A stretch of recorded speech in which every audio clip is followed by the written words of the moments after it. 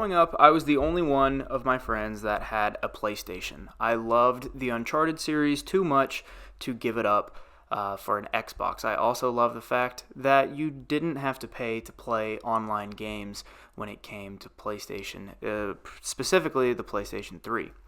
With that being said, all my other friends had a 360, and, we didn't have crossplay like we do today.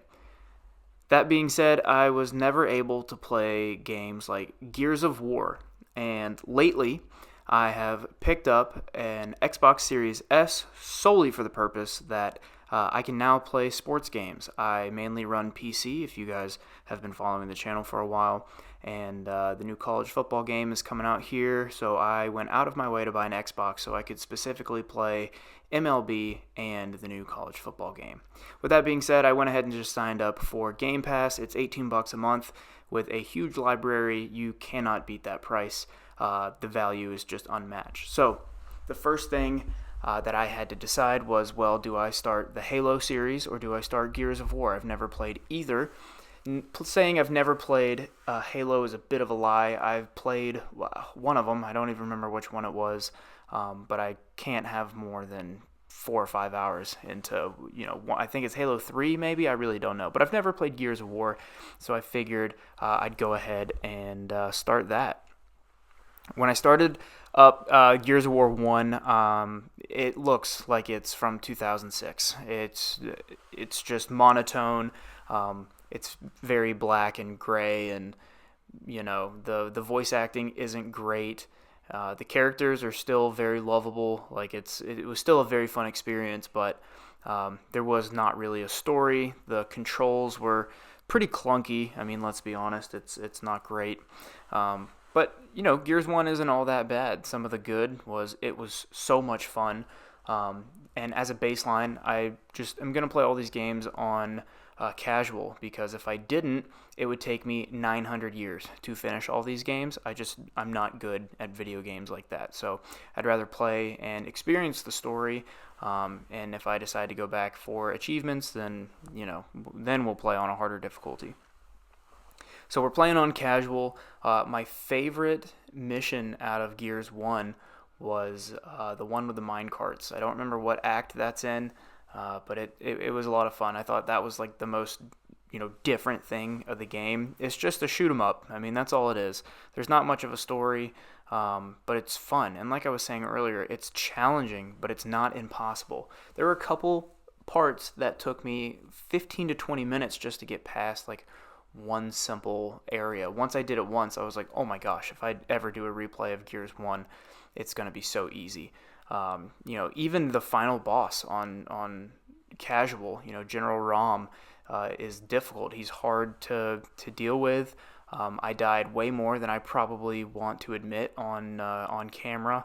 But when I finally did take down General Rom, it felt like an accomplishment, even on casual. So how does Gears 1 stack up against Gears 2?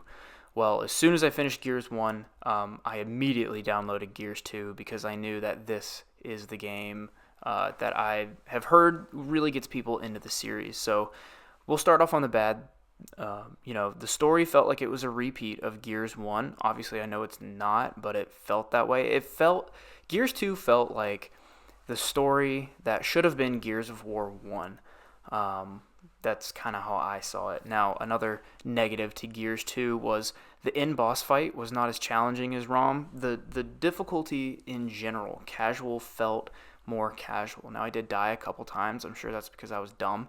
But it didn't feel as challenging, which surprisingly I missed. Normally when I play video games, I don't play, to challenge myself. I play because I want to relax after I've been working all day.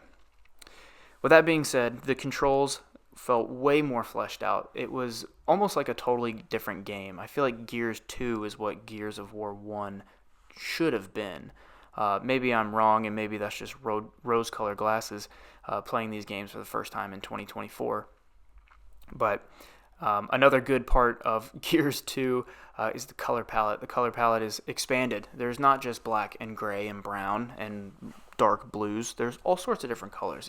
The environments are way better. The whole game in general is a giant step up. And then one more good part of Gears 2 that I really liked was the achievement tracker on screen. It shows you, when you have to kick the tickers. If you kick 30 of them, there's an achievement for it. And I think it's every 5 that you kick, it pops up and says, hey, you're this far, or you're this much closer to the achievement. So I really liked that. And like I said, I just felt like Gears 2 was essentially what Gears 1 should have been. Lastly, kind of comparing the two, they both had super clunky vehicle controls.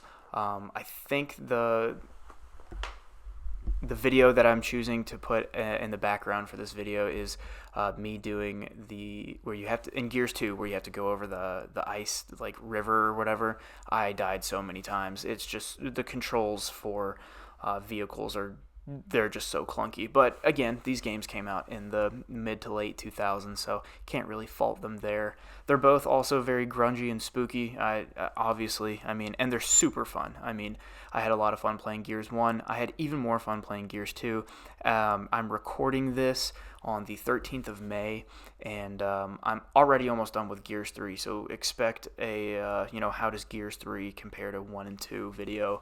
I'm having a ton of fun playing these games for the first time.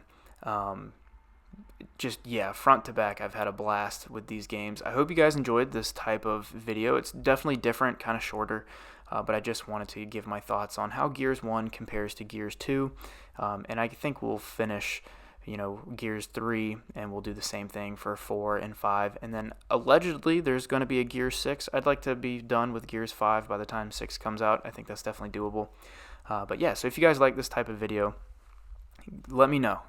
Drop a comment and give it a like and share it around.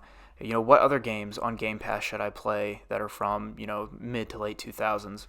This is when I was huge into video games, and it's fun to get back in. I haven't had a console in years, so let me know in the comments. But other than that, enjoy the rest of your day, and I'll talk to you soon. Peace.